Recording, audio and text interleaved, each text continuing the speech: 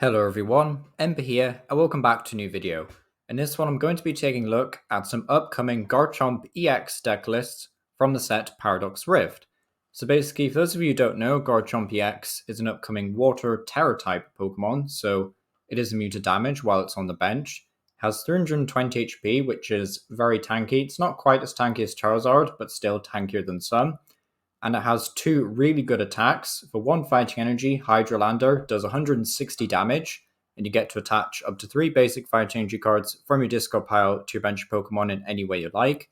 And then Sonic Dive for 2 colors says discard 2 energy from this Pokemon, and it does 120 snipe to one of your opponent's Pokemon.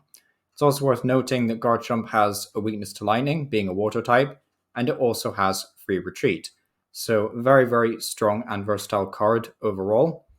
Just going over some translations here very quickly, we've got a new Jirachi that came around in the set Raging Surf. Jirachi has the ability Stellar Veil that basically says attacks from your opponent's basic Pokemon can't put any damage counters on your bench Pokemon. So it basically just means that Sableye can't really snipe any of your evolving Gibbles in the mid to late game. I've also got this Iron Jugulis on the right here. And even though Iron Jugulis doesn't actually feature in any of the lists I'm going to talk about today, I did think it was worth mentioning because Japan have Garchomp before they get the rest of the Paradox sets. So these lists are actually not going to include any of the Paradox cards. And so what that means is you can kind of just look at these lists from the viewpoint that you could include future and ancient Pokemon in them if you were to do a bunch of testing. So there, just had a bit of an issue outside, but anyway, moving on. Looking at our first list here, we have a Lucario Garchomp list. Lucario is poised to be one of the better partners for Garchomp. It's a very strong and versatile single prize basic attacker. Well, stage 1 attacker, I should say, which has a really nice ability, Roaring Resolve, which allows you to place 2 damage counters on Lucario and then search your deck for fighting energy and attach it to him. And then its main attack for 2 fighting does 10 damage, and then you have to discard all fighting energy attached to Lucario, but you do 60 damage for each one you discard. So of course, the main premise here is that Garchomp can not only accelerate energy to charge up Lucario, but it can also reattach energy from your Lucarios that you've already been using.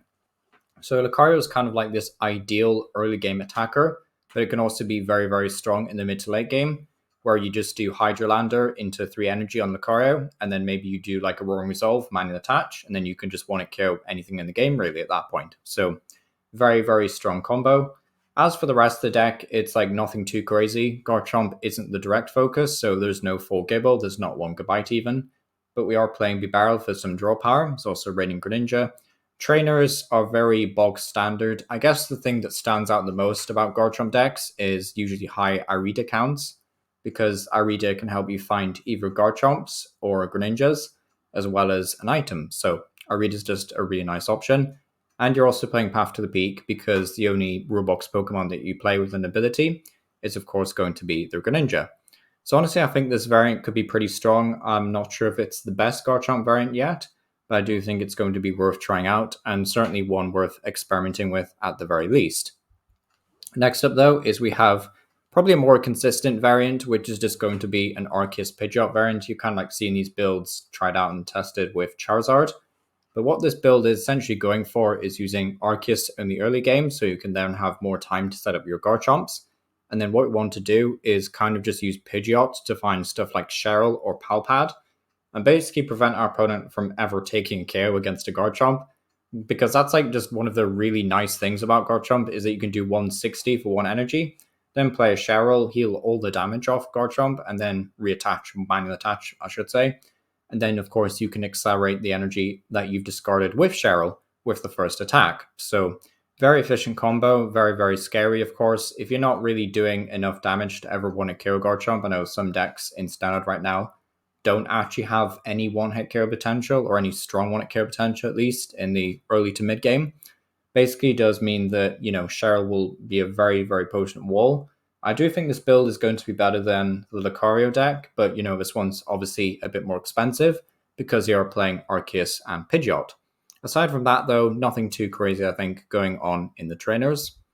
Next up, though, is we have a bit of a different build altogether. that's going to be focusing on this Terrakion as well as a Gallade line. This Terrakion, if you don't know what it does, which I wouldn't blame you, it's never seen play really, but for 2 fighting and colorless, it is 120, and then it says, during your opponent's next turn, prevent all damage done to Terrakion, and then you can't use this attack if you used it during your last turn. So you can't chain immunity turn after turn, and you're only doing 120, but still getting immunity for 1 turn is really solid. Basically forces your opponent to have a boss's orders every single time. If not, then they won't be able to attach Terrakion. And of course, you can just pay the retreat cost or use a switch or something. Pay the retreat is probably better actually. Discard the 3 energy, promote Garchomp, and then re-accelerate by doing Hydrolander, and re-accelerate those 3 energy onto your bench Terrakion. The deck also plays Courier for some draw power, as well as Gallade, which is, you'll notice like a pattern with most of these lists is that they're playing ways to find Cheryl. Before it was Pidgeot, this time it's Gallade. So basically you want to use Gallade to find stuff like Cheryl, or maybe your boss's orders, or maybe your like Iono or research. And the Gallade line, I think, is really, really strong because it's obviously giving you draw power in the form of Courier, but it also means you can run less supporters because you can, in theory, find them a lot easier once you get Gallade going.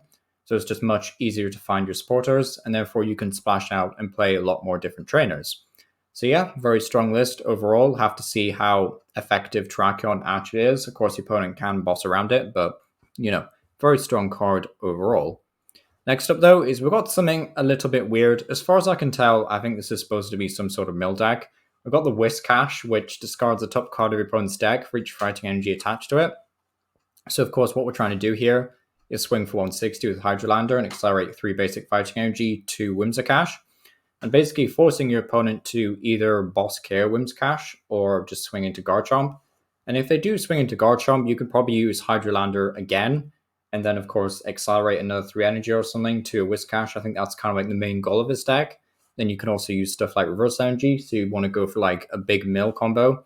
It also does mean that in the late game, if you've been stalling them out with Cheryl and Palpad and such, you could, in theory, go for like a late game Whimscash and just finish off opponent who only has like 13 cards in deck. So definitely worth bearing that in mind, because that's probably part of the win condition for this deck. And you also can't really deck out yourself because you're playing Pidgeot V.